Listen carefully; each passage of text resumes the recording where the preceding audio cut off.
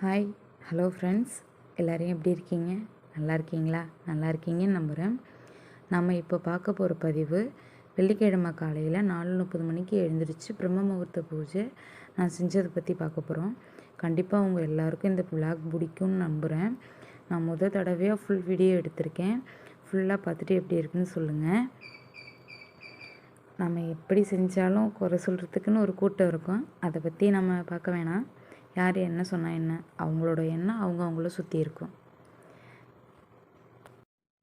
இதில் நான் எப்படி பேசியிருக்கேன்னு தெரியல. பேசியிருந்தது சரியாக தப்பான்னு சொல்லுங்கள்.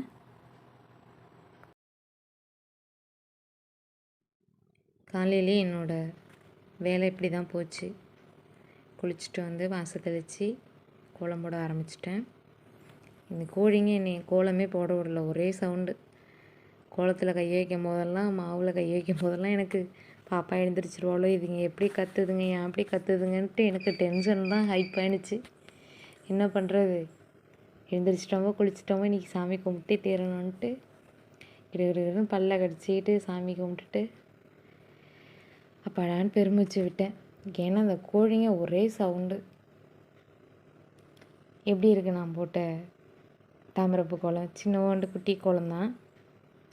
இன்றைக்கும் இல்லாமல் புதுசாக இன்றைக்கி ஃபஸ்ட் டைமாக நான் இங்கே வந்து 10 இயர்ஸ்க்கு மேலே இருக்கும்.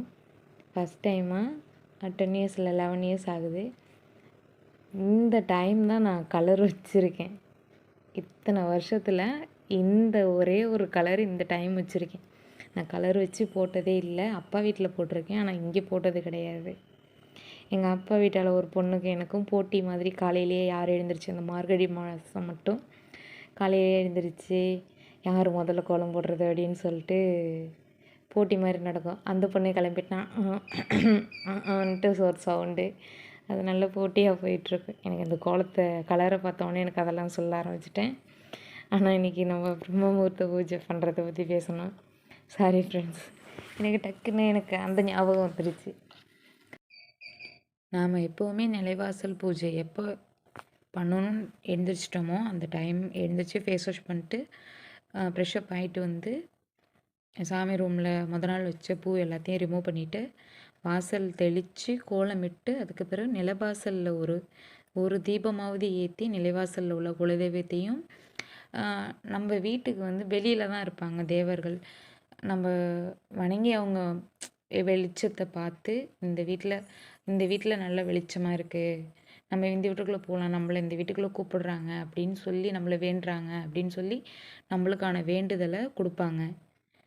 இப்படி தான் எனக்கு தெரிஞ்சதை நான் சொல்கிறேன். இது சரியாக தப்பான்னு சொல்லுங்கள். பத்தி காமிச்சிட்டேன். அதுக்கப்புறம் சாமி ரூமில் என்னால் நிற்கவே முடியல. அவ்வளோ பள்ளி சத்தம். தெற்கு பக்கம்னு சொல்லுவாங்கள்ல, தெற்கு பக்கம் வடக்கு பக்கமாகவும் அவ்வளோ பள்ளி சத்தம். என்னன்னே தெரியல, பள்ளி அவ்வளோ சவுண்டு. எந்த பக்கம் பள்ளி சத்தம் கேட்டால் நல்லதுன்னு சொல்லுங்கள் ஃப்ரெண்ட்ஸ். ஃபுல் வீடியோ பார்த்தீங்கன்னா ஏதோ மாதுளம்பழமும் ஆரஞ்சு பழமும் தான் இன்றைக்கி எனக்கு கிடச்சிச்சு. அதை வச்சு சாமிக்கு நைவேத்தியம் பண்ணினேன். மனசுக்கு நிறைவாக இருந்துச்சு இன்றைக்கி நான் பண்ணின பூஜை. எனக்கு முருகன் வந்து எந்த ஒரு பிரச்சனையும் இல்லாமல் என்னை பார்த்துக்குவார்னு நான் நம்புகிறேன். நாம் எப்போவுமே பஞ்சமுக தீபம் ஏற்றும் போது என்கிட்ட பஞ்சமுக தீபம் இல்லை. அதனால் நான் மண்ணால் செஞ்ச குத்து விளக்கு இருக்கு இல்லையா, சின்னதாக இருந்துச்சு. சரி இதுவே ஓகே தான், 5 திரி போட்டு நம்ம சாமி கும்பிட்டுக்கலாம் அப்படின்னு சொல்லிட்டு நான் இதையே வாங்கிட்டேன். இதை வந்து நம்ம எப்போவுமே குளிர வைக்கக்கூடாது. கை விளக்கு, குபேர விளக்கு, இதெல்லாம் நம்ம குளிர வைக்கிறோம்ல, அது மாதிரி நம்ம இந்த விளக்கை பஞ்சமுக விளக்கை வந்து நம்ம குளிர வைக்கக்கூடாது. தானாகவே தான் அணையணும், தானாகவே குளிரணும் அப்படின்னு சொல்லிட்டு மன்னிச்சுங்க, அணையணும்னு சொல்லிட்டேன். தானாகவே குளிரணும் அப்படின்னு சொல்லிட்டு சொல்லுவாங்க. இது எந்தளவுக்கு சாத்தியம்னு எனக்கு தெரியல. இது உண்மையா அப்படின்னு சொல்லுங்கள். நான் கேட்டு தெரிஞ்சுக்கிட்ட வரைக்கும் இப்படி தான் சொல்லியிருக்காங்க. இது சரியாக தப்பான்னு தெரியல. சாமிக்கு வைக்க பூவே வாங்கலை, வீட்டில் உள்ள பூவே வச்சுக்கலான்ட்டு வச்சுக்கிட்டேன். நான் போட்டிருக்க மாக்கோலம் பிடிச்சிருக்கான்னு பாருங்கள். வீட்டில் இருக்க பூவை வச்சு தான் நான் சாமிக்கு இன்றைக்கி வச்சேன். செம்பருத்தி பூ விரியலை, லைட்டாக மலர்ந்த நிலையில் இருந்துச்சு. பறிச்சிட்டு வந்துட்டேன். பூவும் ரொம்ப மலரலை. இன்றைக்கி ஏதோ என்கிட்ட இருந்த பூவை வச்சு சாமி கும்பிட்டேன். நான் போட்ட மாக்கோலம் எப்படி இருக்குன்னு சொல்லுங்கள். தாமரைப்பூ நல்லா இருக்கான்னு. நான் மாக்கோலம் போடுறதுக்கு அரிசியை ஊற வச்சு அரைச்சி அதில் உள்ள தண்ணியெல்லாம் புழிஞ்சிட்டு, ரொம்ப திக்காக தண்ணி ஊற்றாமல் அரைச்சி புழிஞ்சி வச்சுட்டு வெயிலில் காய வச்சு எடுத்து வச்சுக்கிட்டேன். அப்பப்போ நம்மளுக்கு எப்போ தேவையோ அப்போ மட்டும் நான் எடுத்து கோலம் போட்டுக்குவேன். உங்களுக்கும் இது மாதிரி வேணும்னா சொல்லுங்கள், நான் வீடியோ அப்லோட் பண்ணுறேன். நம்ம வந்து எந்த அளவுக்கு மனசு உருகி நம்ம பிரம்ம முகூர்த்த பூஜை பண்ணுறோமோ அதுக்கு எப்படி சொல்லுவாங்க, கைமேல் பலன் இருக்குன்னு சொல்லுவாங்கள்ல, அது மாதிரி தான். நம்ம விடிய காலம் நம்ம வேண்டுதலுக்கு அவ்வளோ பலன் இருக்குது. நான் முருகன்கிட்ட மனசார வேண்டிக்கிட்டு எனக்கு நான் நினச்சது நடக்கணும் அப்படின்னு சொல்லி கந்தன்கிட்ட வேண்டியிருக்கேன். எனக்கு நிறைவேற்றி கொடுப்பாருங்கிற நம்பிக்கை இருக்குது. அதே மாதிரி நீங்களும் இதை நான் யாரையும் கம்பல் பண்ணலை. இது மாதிரி செய்யுங்க. நம்ம வாழ்க்கையில் நல்லது நடக்கலையே அப்படின்னு நினைக்காம, இவங்களாம் இப்படி வீடியோ போடுறாங்க அப்படின்னு எதுவும் நினைக்காம, இதுக்கு